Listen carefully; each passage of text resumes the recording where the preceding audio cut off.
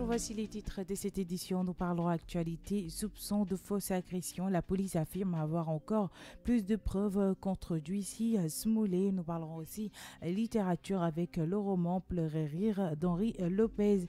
Et pour finir, nous parlerons musique avec Bilal Hassani en concert à l'Olympia de Paris le 21 octobre 2019.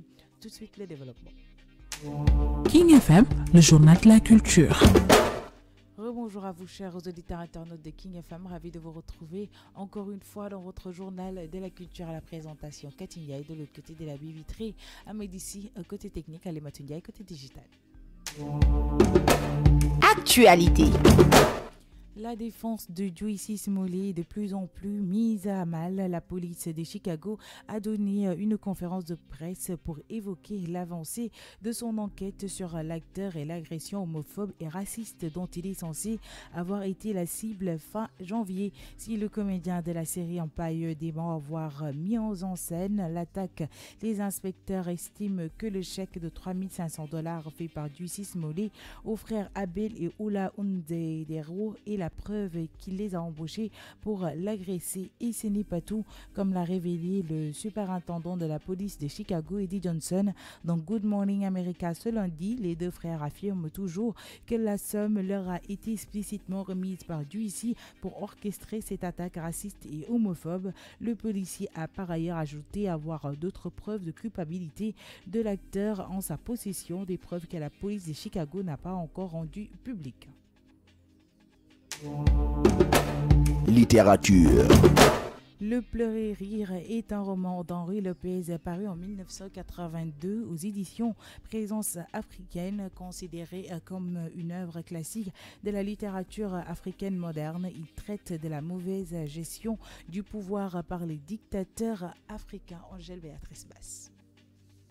Par référence au mentir vrai d'Aragon, le pleurer rire, titre oxymore, signifie le bon et le mauvais, l'envers et l'endroit d'une époque. Paul, dirigeant du pays, est renversé à l'issue d'un coup d'État. Quelques jours après, un conseil patriotique de résurrection nationale est mis en place. Il est dirigé par le colonel Wakamabe Nasakade, promu nouveau chef d'État. Dans leurs commentaires, les éditorialistes s'insurgent contre le nouveau chef. Certaines sources rapportent que le coup d'État du général Wakamabe s'est soldé par plusieurs centaines de cadavres. À chaque conseil des ministres, des membres du gouvernement sont fouillés à la porte d'entrée et sont tenus de se soumettre au chef comme des élèves dans une salle de classe. Dans son mot de clôture, lors d'une réunion des ministres, le président de la République déclare que songer à des élections, c'est tomber dans la faiblesse du juridisme. Pour lui, il n'est donc pas question de céder le pouvoir à la canaille envoûtée par Satan. Il est prêt à se battre, à mourir et à tuer pour conserver entre ses mains pieuses le pouvoir conféré par Dieu.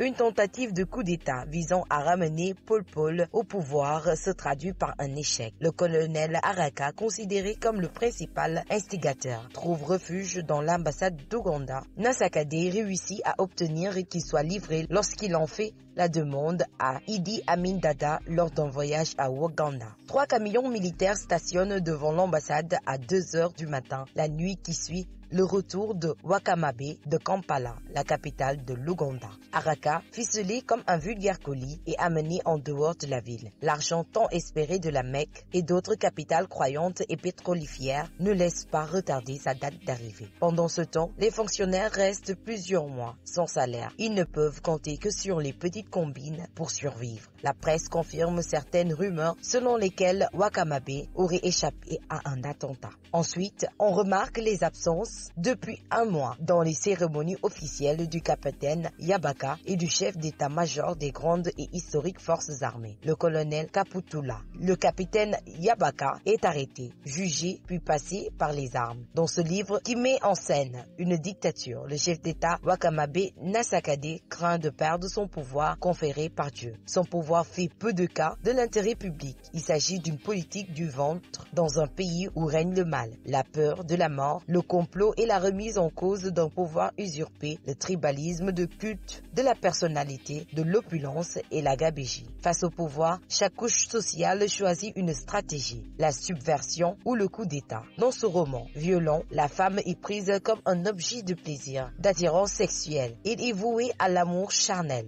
au charme et la beauté. Elle est vendue aux enchères et est considérée comme un être vicieux. Ici, le rêve n'est pas neutre. Il n'est pas indifférent à la vie des hommes, mais y participe aussi, se veut-il annonce ou avertissement. Au début des années 80, l'Afrique est un continent vivant sous des régimes politiques tyranniques qui règnent par la terreur et la violence. Les écrivains dénoncent les systèmes des partis uniques en rayant la confiscation du pouvoir par une élite nationale incompétente et corrompue, en narrant les défaites multiples et successives des héros, tombés dans l'oubli en quête d'un univers nouveau pour le peuple et qui habitue leur peuple au malheur. C'est dans ce contexte de malaise social dont la cause serait l'échec ou la difficulté pour le continent noir d'accéder à la modernité que surgit le pleur et rire d'Henri Lopez.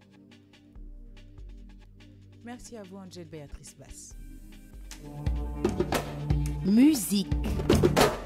Alors qu'il représentera la France à l'Eurovision en mai prochain, Bilal Hassani publiera son premier album au mois d'avril. Bonne nouvelle, il donnera son premier concert à l'Olympia de Paris le 21 octobre 2019. Les places seront mises en vente dès demain. Papi Lamine Fall. Bilal Hassani va vraiment pouvoir dire bonsoir Paris. En plein tourbillon depuis sa victoire dans Destination Eurovision le mois dernier, l'interprète de Roi vient d'annoncer une grande nouvelle à ses fans.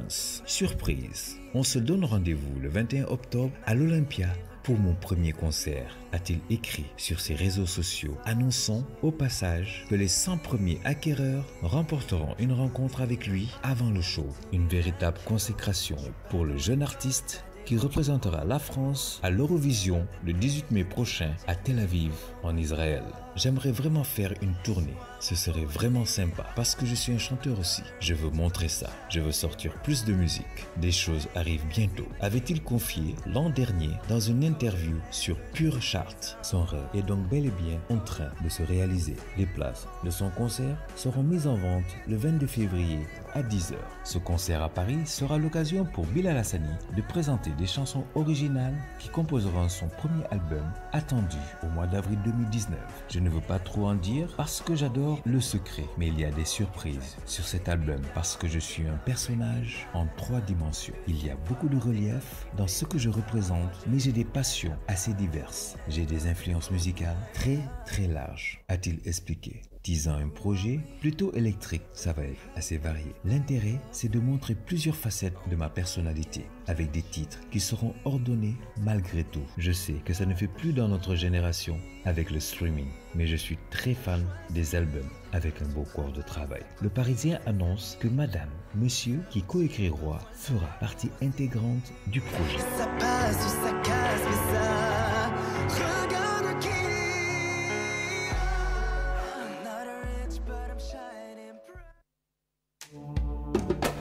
Sport. Battus par les Grizzlies 110 à 105 points, les Lakers sombrent dans la crise NBA.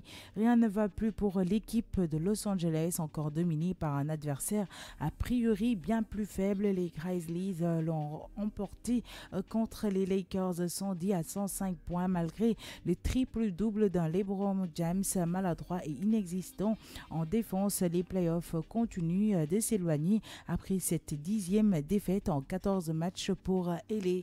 Toujours en sport, boxe, Joshua promet à Miller de lui arracher son âme. Boxe, le champion du monde poids lourd Anthony Joshua a promis lundi à son adversaire américain Jarrell Miller qu'il allait lui arracher son âme lors de leur combat le 1er juin à New York pour les ceintures IBF, WBA et WBO détenues par Joshua. Le boxeur américain provocateur a estimé que son futur adversaire, Joshua britannique, n'était pas aussi populaire que l'anglais Tyson Fury lors de leur conférence de presse organisée à Londres lundi.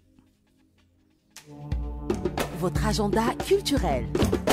Et ceci mettra un terme à votre journal de la culture. Vous aurez le prochain marché mensuel des produits locaux de Guinou le 13 octobre à la place du souvenir pour les fans de manga et jeux. Vous aurez à Planète A, festival de manga, gaming et cosplay. Escape Africa et Futucom Planet présente pour la première fois à Dakar un festival de comics du 20 au 22 avril à la place du souvenir. Et pour finir, pour vous qui aimez la danse, vous aurez la soirée Rumba Regard féminin sur la rumba congolaise présentée par l'association Lumière des Cultures en collaboration avec Sido Service et Ika Group. La soirée rumba est une cérémonie culturelle qui se tient tous les ans depuis 2015 à Dakar au Sénégal du 25 au 29 mars 2019.